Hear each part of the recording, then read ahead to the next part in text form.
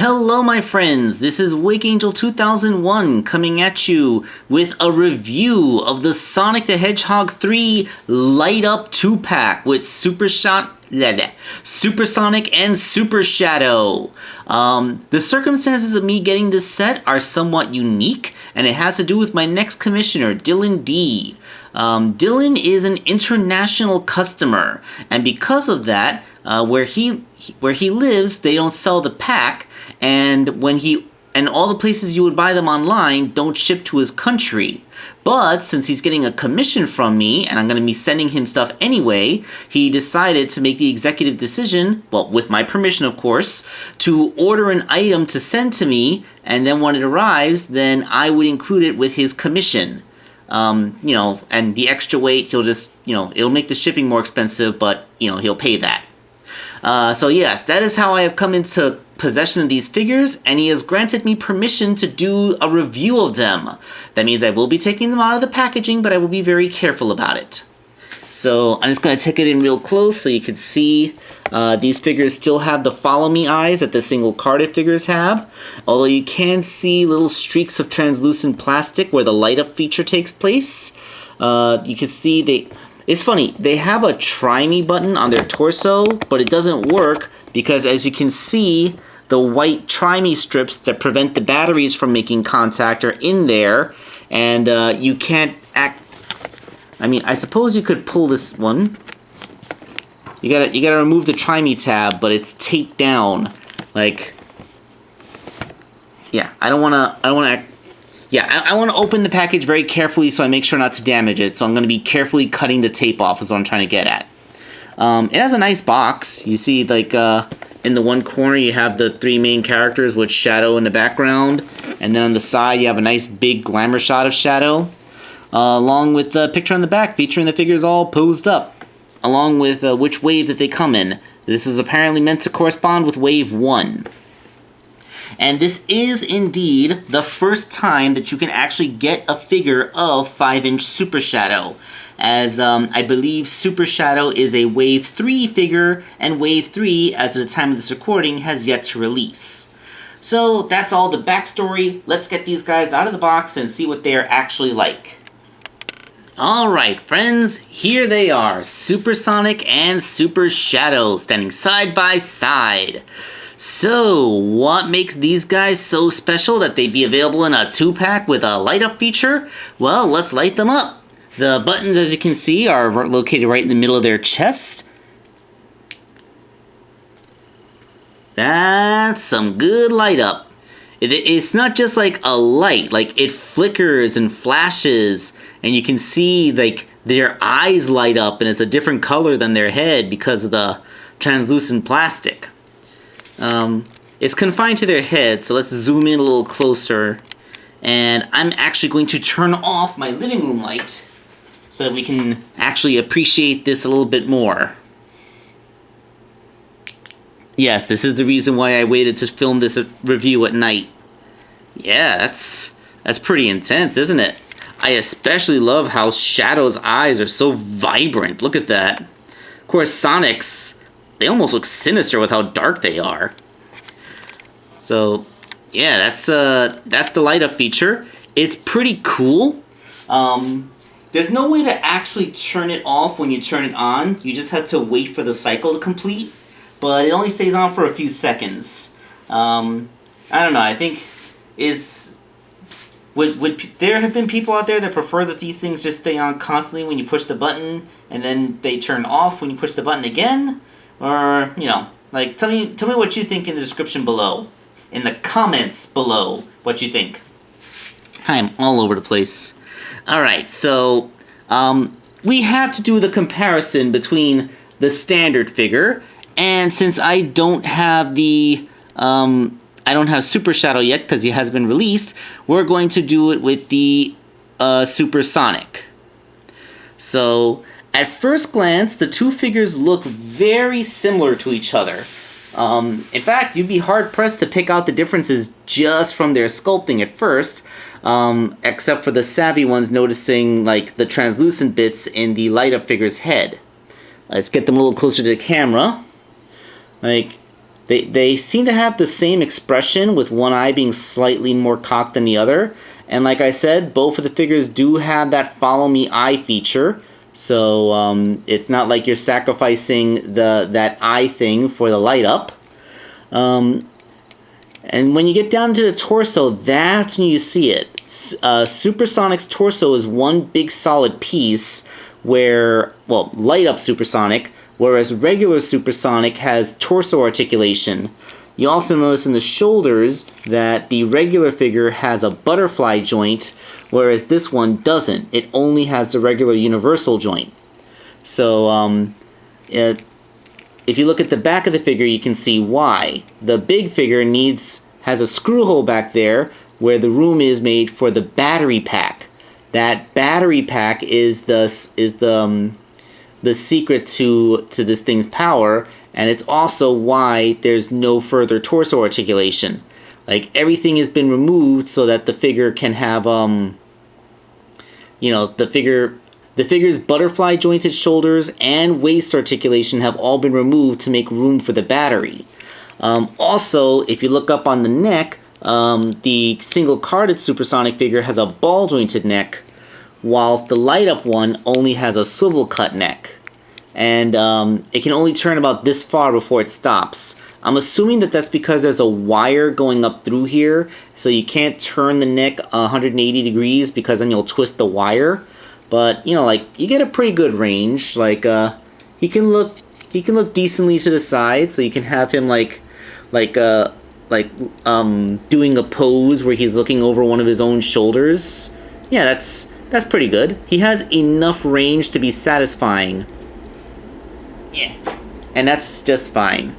Alright, so now let's do a quick articulation breakdown, and I'm going to keep on hitting that button in the torso by accident, aren't I? Like I said, there's only a swivel cut neck, no ball joint this time. He does have those universal shoulders with the detents, as you can see. I feel like the detents are a little bit too hard, and there should be more of them. He has a bicep swivel. He has an elbow joint that gets well beyond a 90-degree bend. There is a universal wrist, so it can rotate and it can go in and out. The fingers open and close, although like they look fine for like a holding thing hand and a fist, but if you like try to open them out completely straight, then it starts to look really weird. Like, you know, normal fingers can't really bend that way. Nothing in the torso, like I said, because of the light-up feature. He still has the ball-jointed hips. They can go pretty far outwards. They can go all the way forwards. So, like, if you had a chair, you could actually sit this guy in a chair because his legs actually do go forward far enough for that. They also go backwards about the same, although they do go slightly outward when you do that. There is a thigh swivel, knee that gets as deep a bend as the elbows, significantly beyond 90. And he has ankles. They rock forward and backwards and side to side on this big ball-like joint here sculpted under his sock cuff.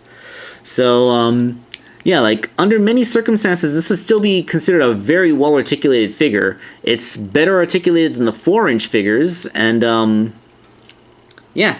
All you're losing is the waist joint and the ball-jointed head.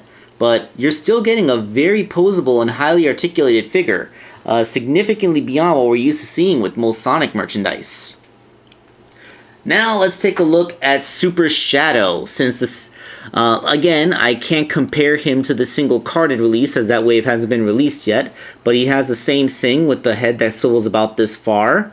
And I will note, if you look at his eyes, he doesn't, like, the iris goes all the way up into the brow line, so he doesn't have that thing where it looks like his irises are cut off like his regular figure did.